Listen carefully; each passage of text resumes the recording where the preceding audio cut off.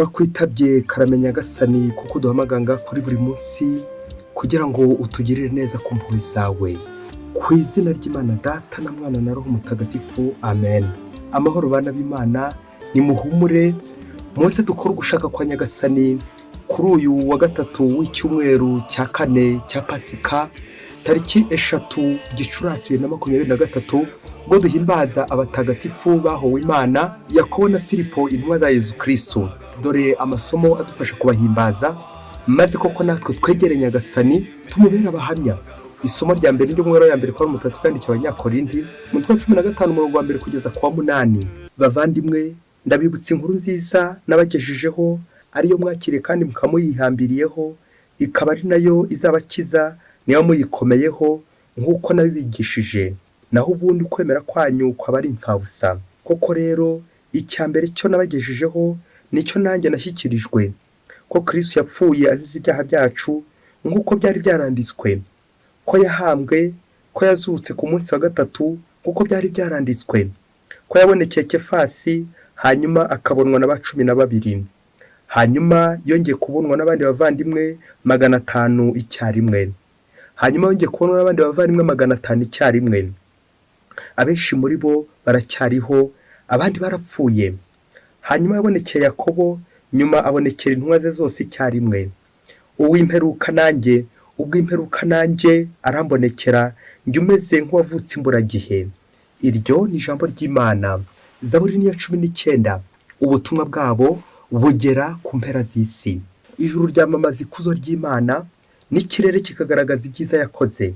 Umunsi ubwira undi munsi inkuru yabyo, ijoro rikabimenyesha irindi joro.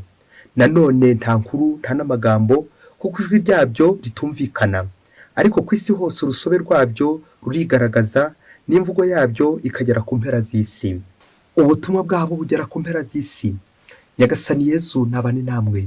Amagambo mu Ivanjili ntagatifu yanditswe na Yohani, umutwe wa 14 umurongo wa 6 kugeza ku wa 14. Muri icyo gihe Yezu agiye kuva kuri isi ngo asange se, yabwiye abigishwa be ati, ni njye nzira n'ukuri n'ubugingo. Ntawe ugera kuri Data atanyuzeho. Iyaba mwari munzi na Data mwamumenya. Cyakora kuvumura muzi kandi mwaramubonye. Filipo niko guhita amubwira ati, Nyagasani, twereke so, biraba biduhagije. Yezu aramusubiza ati, Filipo we, n'iminsi yose tumaranye ukaba utanzi? Uwambonye aba yabonye na Data. Ushobora ute kuvuga ngo twereke so? Rwose nimwemera ko ndi muri Data na Data akaba muri njye? Amagambo mabwira sinyavuga ku bwanjye, ahubwo Data uhora muri njye ni ukora imirimo ye. Nimwemere ko ndi muri Data na Data akaba muri njye. Byibuze nimwemezwe n'ibyo nkora. Unyemera azakora imirimo nkora, ndetse azakora n'ibitambutseho, kuko ngiye kwa Data. Byongeye kandi, icyo muzasaba Data cyose mu izina ryanjye nzagikora, kugira ngo Data aherwe ikuzo muri Mwana. Nimugira icyo musaba mu izina ryanjye nzagikora. Iyo ni Ivanjili ntagatifu. Yezu ati, nimugira icyo musaba mu izina ryanjye nzagikora. Amen. Bakristo bavandimwe, Yezu Kristo akuzwe. Ngo umunsi umwe ngo mwarimu yajyanye n'umunyeshuri ku rugendo, bishoboke ko bari bavuye ku ishuri. Nuko umunyeshuri ngo amubaza ikibazo, mwarimu ngo aramubwira ati, umva rero wa mwana we, ntabwo ibibazo byose abariza mu nzira. Nitugera ku ishuri uzongera umbaze icyo kibazo, nibwo nzagisubiriza mu ishuri. Icyo kibazo mbajije nzagisubiriza mu ishuri. Bakristo bavandimwe, Yezu Kristo akuzwe. Ahangaha tugeze ni kuri buri munsi. Nyagasani araduhamagaye, yongera twibutse ko adukunda byahebuje, kandi ko natwe turiho kubera impuhwe ze. Hamwe n'amasomo cy'inzu byacu duteguriye, ubwo turi guhimbaza abatagatifu Filipo na Yakobo intumwa za Yezu Kristo bahowe Imana, tukibuka ko uwahowe Imana ni umuntu wese wamenye Yezu Kristo, bityo akemera kumena amaraso ye, azira ukwemera aho ukwemera, ubuzima bwe bugasigara bwigisha abasigaye inyuma, nguko kubona Imana ukayereka abandi. Natwe abakristo bavandimwe, hamwe n'uyu munyeshuri tuzirikanye haruguru wabeje mwarimu ikibazo akakimubariza mu nzira, turaza kuzirikana ko hari ibibazo byo ku rugendo umuntu ashobora kubaza bigahita abonera igisubizo iyo abantu bari ku rugendo. Ariko hari n'ibindi bibazo bisaba ibisubizo bigombera gushyika mu ishuri. Ishuri rikuru ni irihe? Ibaze nanjye nibaze. Amasomo rero uyu munsi aratuvana hakuno atujyane hakurya, aratuvana hano ku isi atujyane hakurya y'imva. Hakurya y'imva hari iki? Hari ubugingo, aho tuza kubona ko hari ibisubizo koko dushobora kubonera hano ku isi. Hari ibibazo dushobora kubariza hano ku isi kandi koko tukabona ibisubizo, ariko hari n'ibindi bibazo tuzabariza hano ku isi ntituhabonera ibisubizo ka mwanya, ahubwo ibisubizo tukazabibona hehe? Tugeze mu ishuri. Bya bindi mwarimu abwira umunyeshuri ati uzambaze ejo tugeze mu ishuri nibwo nzaguha igisubizo, kuko hari ibibazo bitabarizwa ku nzira. Kubw'iyo mpamvu rero tugiye kuganira ku ngingo igira iti ibibazo bisubirizwa mu ijuru. Turaza kurangiza tubona ko hari ibintu ushobora kwifuza hano ku isi, ukaba wasaba Imana ikintu, ukaba wabaza Yezu ikibazo kubera ibibazo wagiye uhura nabyo hano ku isi, ariko ujye uzirikana ngo hari ubwo ashobora kugusubiza hano ku isi. Icyo ni icya mbere. Ariko icya kabiri, hari n'ubwo atagusubiza hano ku isi akazagusubiriza hehe? Mu ijuru. Ibibazo bisubirizwa mu ijuru. Gusubirizwa hehe? Mu ijuru. Turi hano ku isi rero nk'abari mu rugendo, niyo mpamvu ibyo dukora byose tujye duteganya ijuru, tujye dutegura ijuru.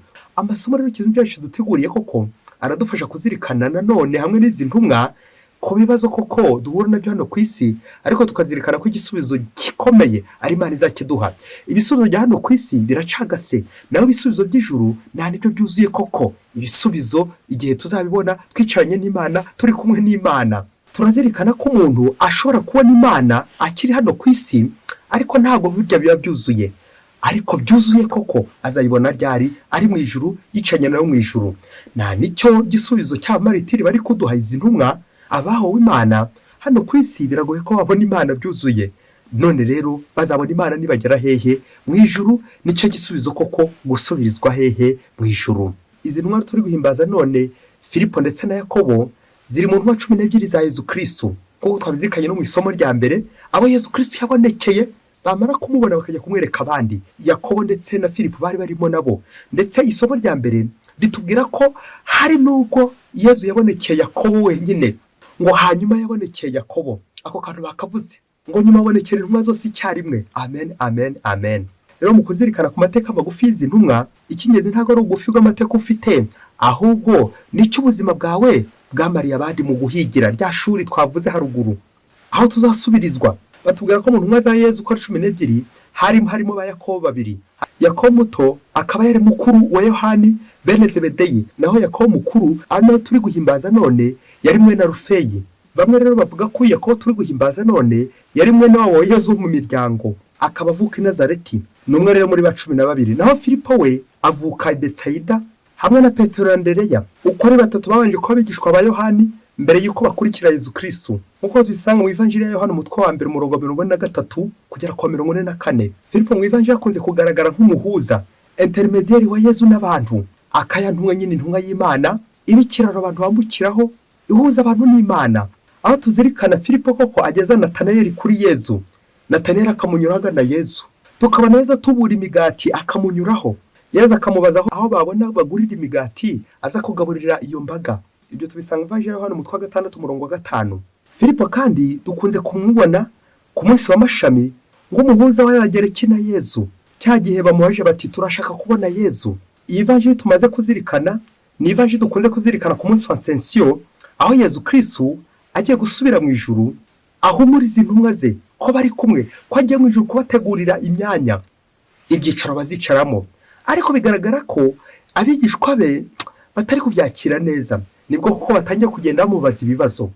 Mu nzu yadatari ibyicaro byinshi, ngiye kubategurira imyanya nzagaruka mbajyane bana banjye. N'uyu mutwe wa 14 Ivanjiri ya Yohani umurongo wa 1 uze gukomeza. By'umwihariko iki kibazo abajije Yezu, ubwo Yezu Kristo yaramaze kumubwira ubutatu butagatifu ngo ntawe ugera kuri data atanyuzeho.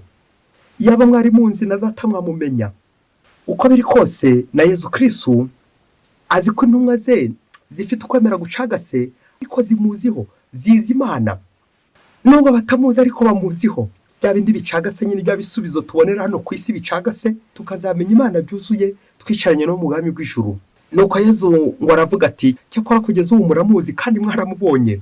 Filipo rero nka intermediaire wamuhuza w'abantu n'Imana, nka wa munyeshuri koko ubutumvise mu ishuri agasiganuza kugira ngo asobanukirwe. Filipo mutaripfana koko biga ko ashaka gusobanukirwa, kuko kera kabaye nawe azajya kubisobanura. C'est ça être convaincu pour être convaincant. wemere kugira ngo uzajye kwemeza abandi nk'umumaritiri nyine umuhamya.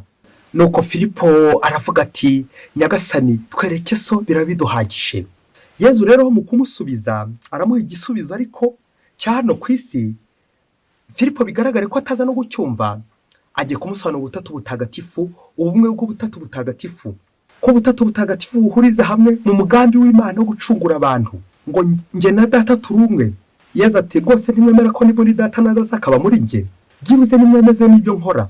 Ariko twakwibaza tuti kuki aba bigishwa batamenye Yezu kare kose wabihishuriye akabiha ibimenyetso byinshi, baracyari kumubaza inkomoko ye, baracyari kumubwira ngo abereke se. Yezu mu kubihishurira bimeze nk'aho ari bishyashya, bimeze nk'aho ari matière non vie, nk'aho batarabigeraho. Igisubizo nta kindi, ni kwa kundi umuntu ashobora kukugaburira nyine utazi aho akura ibyo kugaburira. Ni kwa kundi mubana igihe kirekire n'umuntu mutarasangira ubuzima bwimbitse.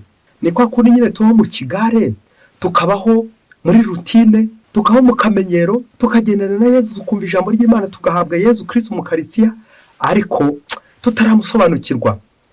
Nibyo bizarangira koko tudasobanukiwe, bikarangira tudashobora no gusobanurira abandi. Ngo Filipo niwe uhita amubaza ati twereke so biraba biduhagije. Amen, amen, amen. Iki kibazo Filipo abajije Yezu kiratwerekeza nanone ko hari igihe tutaba tumva Yezu. Twereke so biraba biduhagije. Inkomoko Yezu Kristo ntibarayimenya, ntibazi ko nyine aturuka mu ijuru. Nibwo Yezu Kristo mu bintu ari kugenda abaha ibisubizo, igisubizo kibasaba kuzabona Imana Data. Kandi burya hari kubonera Imana Data hano ku isi uri kumwe na Yezu Kristo nyine igihe bari bakiri kumwe, ariko hari n'ikindi gihe koko kizagera imbona nkubone amaso ku yandi, cya gisubizo kirambye, igisubizo cy'ijuru, kubonera Imana hehe mu ijuru. Iki gisubizo rero bizagaragara ko Filipo n'ubu yakibarije bagenzi be cyangwa n'akibariza, ntabwo batubwira niba koko yaraje kubyakira akabyemera. Ariko icyakurikiyeho Yezu Kristo amaze gupfa, amaze no kuzuka, intumwa zagiye kwamamaza ubutumwa. Nyuma rero ziza guhorwa Kristo, ziza kuzira, ziza guhorwa inkuru nziza ivanjiri. Icyo nicyo gihe koko baje kuko kuzamenya Yezu Kristo ari ukwicara iburyo n'ibumoso bwe, bicarana na Yezu Kristo, bicarana n'Imana Data, nibwo baje gusobanukirwa by'ukuri. Natwe rero turi hano mu buzima bwo ku isi, burya tuba turi ku rugendo. Akaba umunyeshuri mwarimu abwira ati umva mwana, ntukajye ubariza ibibazo byose mu nzira, ibisubizo uzabibona ku ishuri. Nuko natwe ishuri ryacu rizarangirira mu ijuru, ibisubizo byose ntabwo tuzabibonera hano ku isi. Ese mu Kristo muvandimwe, nta burwayi urahura nabwo ukabura umuti, ukabura urukingo, uburwayi bukanga gukira? Nta bibazo urahura nabyo ukabura ibisubizo, ukabura neza neza aho wapfunda umutwe, akabya bindi ngo uhiriye mu nzu ye apfunda imitwe hose, neza neza ukabura aho wapfunda imitwe? Nta birakubaho ukabura neza neza aho wahungira? Bitwibutse ko turi hano ku isi turacagase, urugendo ruracyari rurerure. Hari ibyo koko tutabonera hano ku isi, icyiza no gutega amaboko tugategereza gushaka kw'Imana, kuko byanze bikunze niyo igomba kudusubiza, ikaduha igisubizo kirambye. Natwe icyacu hano ku isi nyine twifuza udusubizo twa tundi two kunyarutsa, twa tundi tudushimisha, tukadushimisha ku mubiri gusa. Ariko igisubizo kirambye ujye uzirikana ngo kandi ubiceho akarongo, igisubizo kirambye ni Imana izakitwihera, tuzagikura mu ijuru, gusubirizwa hehe mu ijuru. Nusaba Imana ikintu ndikiguhe, ujye uvuga uti wasanga Imana ifite impamvu. Nukora ikizamini ukabona nutsinze, niba wize ariko ujye utegereza gushaka kw'Imana. Nutsinda ikizamini nanone ntubona akazi, ujye utegereza gushaka kw'Imana. Wakoze icyo ugomba gukora, ahasigaye ibindi birekera Imana, kuko Imana niyo ikurusha ubwenge. Ntabwo urusha Imana ubwenge mubyeyi, ibibazo urimo ntabwo urusha Imana ubwenge. Nk'uko ba Yakobo na Filipo basubijwe n'Imana, Yezu Kristo arabasubiza, ariko ntibabashe kumvira bakiri hano ku isi ibisubizo bya Yezu Kristo abahereza. Kandi nibyo koko, kubona Imana Data nicyo gisubizo kirambye mu buzima bwose. Ngo umunsi umwe hirya kure cyane muri Afurika, ngo urugo rw'umugabo n'umugore ngo bari abakristo b'indani basenga ubudahwema. Urugo rwabo rwose nanjye kuvuga ari urunyamugisha, babandi basenga bagakora ibikorwa by'urukundo, bakitangira nanjye kuvuga kiliziya. Koko bya bindi by'uko nyine umuntu usenga ari nawe kenshi ukunze guhura n'ibyago, agahura n'ibibazo n'ibitotezo, niko byaje kugendekera urugo. Igihe cyaje kugera umwaka wa mbere, wa kabiri, wa gatatu, wa kane, wa gatanu batarabona umwana, yewe n'uwa 10 ugeraho. Reka mbabwiye ko no 15 wagezeho, kuki se utabona uwa 20? Bageze kwa 20 nta mwana barabona. Ariko badoma kwingenga nyagasani ati nyagasani koko natwe waduhaye umwana ko abantu basigaye batuvuga bagatuvuga nabi bakaduserereza tukabura aho twahungira, ati nta mwana bafite ariko habuze icyo ngo babone umwana. Yezu rero natwe uzaturebe maze uduha umwana. Ubwo bakomezaga basenga murumva ko igihe cyari kiri kuba kirekire ko batabona umwana. Ubwo rero mucunze ko ngiye kubabwira uburyo nyagasani yaje kubagoboka bakabona umwana. Ni koko byaje kugenda, nyagasani isengesho ryabo yaje kuryumva, maze koko rwa rugo wa mubyeyi aza gutwita. Amaze gutwita igihe kiza kugera koko agiye kwa muganga kubyara, agerayo koko hazamo complication, hazamo ibibazo koko mu kubyara. Nuko muganga arababwira ati maze rero biragoye ko umwana yavuka umubyeyi nawe agakomeza kuba muzima. Ni ngombwa rero ko muhitamo niba ari umwana ubaho, niba ari umubyeyi uzabaho, kuko bigaragara ko bitakunda ko umubyeyi yabyara bombi bagakomeza kuba bazima, bombi bagakomeza kubaho. Ngaho nawe tekereza ukurikije uburyo ubwo koko rwahangayikiye umwana rwamusabiye nyagasani, none koko umwe agiye kubura ubuzima. Nuko wa mubyeyi koko wa mugore yicarana n'umugabo we nyine, bishoboke ko nyine bari kwa muganga bibaza ukuntu bigiye kugenda. Babyeyi koko waguhitishamo ari nyina w'umwana, ari umwana wasiga ubuzima, yaba ari nde? Ko amahitamo ari uguhitamo kimwe, wahitamo ikihe ari wowe? Bamwe bati reka da, uru rugo rwahitamo umwana koko akaba ariwe hasiga ubuzima, kuko uyu mugore n'uyu mugabo baracyariho bazongera babyara undi mwana. Ngibi ibisubizo bamwe bashobora gutanga. Nuko ababyeyi bombi baza kwicara baraterana, baza gufata icyemezo, bafite umwanzuro bagira bati umva rero, uyu mwana twamusabye Yezu, twamusabye Imana, uyu ni musabye Imana, none kuba nyagasani yaratugira ubuntu akaba agiye kuduha umwana, igisigaye duhurijeho ni uko umwana twamurekaho akazabaho. Nuko umugore asaba umugabo ko ari buzasigana inshingano zo korera wa mwana mu gihe we nyine azamaze kwitaba Imana, kuko bidashoboka nyine ko bombi koko babaho mu gihe amaze kubyumvikanaho kandi koko babyemeye, kubera wa muhigo ko bahigiye Imana. Ubuzima n'ubw'umwana, umwana ni ugomba kubaho kuko niyo basabye Imana ku mwana ko bagira umwana, umwana akabaho. Wa mubyeyi atekereje isezerano yagiranye n'Imana ko Imana nimuha akana kazaba ari ak'Imana. Nuko koko byasezerano koko baryumvikana n'umugabo, umugore n'umugabo. Umugore yumvikana n'umugabo ko we ntazaba yapfuye, umugabo azasigara rero umwana akamwitaho nk'impano y'Imana nyine nk'uko bari bamusabye Imana. Umwana musabye Imana, musabye Yezu, musabye Imana. Nuko muganga koko yakira ubusabe bamuhaye kuko bagombaga guhitamo kimwe. Ubwo intambara nyine iratangira, muganga aratangira ararwana nyine uburyo koko yakiza umwana, ariko agakiza na nyina biranga. Arakomeza arahatiriza, biza kugera igihe koko wa mubyeyi arabyara. Amaze kubyara koko wa mwana abaho, nyina ahita yitaba Imana. Iyo nkuru y'akabaro koko ibabaza abantu benshi cyane. Musabye Imana abaho atyo. Nuko ngo mu gihe se wa musabye Imana yari ari mu nzira azanye ingemu aje kugemura, aje no kureba ko umugore yabyaye. Nuko ngo ageze mu nzira ngo imodoka yari arimo ikora impanuka, ahita yitaba Imana. Nyina wa musabye Imana yitabye Imana, se wa musabye Imana yitabye Imana, musabye Imana niwe usigaye. Nuko ngo mu kanya gato musabye Imana nawe ari mu bitaro, byarangiye koko ahise yitaba Imana. Kubera iki? Banza yaravutse koko ananiwe, cyangwa n'ibindi bibazo koko yabahuye nabyo ari kuvuka. Hashize amasaha make nawe aba yitabye Imana. Musabye Imana yitabye Imana, nyina musabye Imana amaze kwitaba Imana, se wa musabye Imana nawe yitabye Imana. Bakristo bavandimwe, Yesu Kristo akuzwe. Bamwe bati ngubu koko ibi bitubwiriye iki? Ngibi bintu koko bisharira bitubwiriye iki? Ngiyi inkuru ibabaje bitubwiriye iki? Kubona serike 3 mu rugo rumwe, kubona amasanduku 3 apanze, bagiye gushyingura nyina w'umwana, bagashyingura se w'umwana, bagashyingura n'umwana. Mbega ibibazo biraha. Bakristo bavandimwe, abantu benshi tujya twibagirwa akantu kamwe cy'ingenzi, ko tuzapfa. Ako kantu ko tuzapfa hari ubwo tujya tukirengagiza. Gusa uko nzapfa mfite kopi, nawe ufite kopi. Gusa hasigaye kumenya ngo nzapfa nte. Ese nzapfa mpo w'Imana? Ese nzapfa nduwa shitani cyangwa nzapfa nduw'Imana? Ngaba abantu bahorwa Imana bose bagapfa koko nguko gupfa neza burya. Nguko uko abantu twebwe bishobora kudutungura, bene urupfu rumeze rutya, tugatangira tukivovota duti Imana itugenzeho, ngubu koko kuki koko Imana yemeye ibi bintu, kuki Imana yemeye abantu bapfa, kuki Imana koko yemeye se musabye Imana apfa na nyina musabye Imana agapfa bikarangira na musabye Imana apfuye, ubu se koko baruhiye iki, bungutse iki?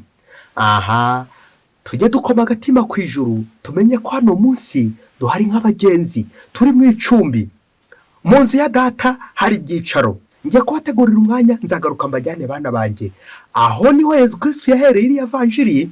Nuko rero ba Filipo baza komeza bagenda bamubaza biriya bibazo bati Nyagasani koko twereke so birabiduhagije, nguko guzasubirizwa mu ijuru ntabwo ari hano ku isi. Hari ibibazo tubona hano ku isi tutabonera ibisubizo. Mubyeyi wowe ntibirakubaho ukabaza Imana ibibazo byinshi cyane, ese Nyagasani kuki wangura uburwayi bumeze gutya, ese Nyagasani kuki wambaye umusaraba umeze utyo uremereye, kuki wambaye umugabo uremereye gutya w'umusaraba, kuki wambaye abana baremereye gutya imisaraba bameze batya, kuki wambaye ibibazo bimeze gutya mu rugo rwanjye, ugahera aho yivovota. Ariko ujye ukoma agatima hehe ko ibyo bibazo uri kwibaza, wasanga uri no guteta, uzi ko ibyo bibazo hari ibyo uzasubizwa mu ijuru. Nguko mushobora kugendana n'Imana ku rugendo igakubwira iti ejo nibwo nzagusubiza, bientôt vuba nzagusubiza. Imana ishobora gusubiza ku bundi buryo, ikazagusubiza hakurya y'ubuzima, ntibigutera ubwoba, ariko nta niko bimeze rega, c'est ça la réalité. Uko niko kuri, ninjye nzira ukuri n'ubugingo, wowe Yesu Kristo wabivuze, ntabwo ari njyewe. Rero mu Kristo muvandimwe wikwiye ujya uburana uti ariko gucyo uriya muntu mwiza agiye, nyine abantu beza nibo bagenda, nyine abantu beza nibo bitaba Imana. None se koko nyine niba tuvuga kwitaba Imana, umuntu yitaba Imana koko wagize ngo aba ari umuntu ukiri umucafu? Ni umuntu usukuye, ni umuntu koko amaze gufata icyemezo agashaka kundi yabaho. Ba babyeyi ba Kristo bavandimwe, ubuzima bw'aba babyeyi bifuza ko umwana yabaho kubera isezerano bagiranye n'Imana, bakifuza ko musabye Imana yabaho kugira ngo koko niyo basabye Imana ngo nawe agire ubuzima, kuko koko maze kugira ubuzima nabaye hano ku isi, reka ndeke n'undi nawe abe ku isi, reka mpa agaciro, reka mbe amahirwe uriya mwana nawe abeho. Ariko bikaza kurangira bose bitabye Imana. Kubera iki Imana yemera nk'aka karengane kameze gatya?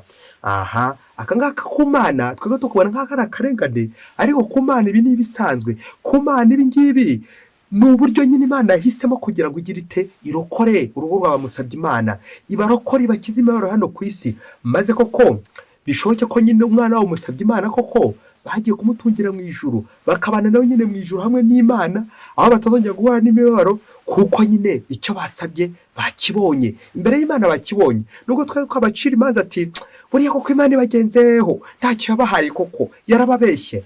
Imana ntibeshya.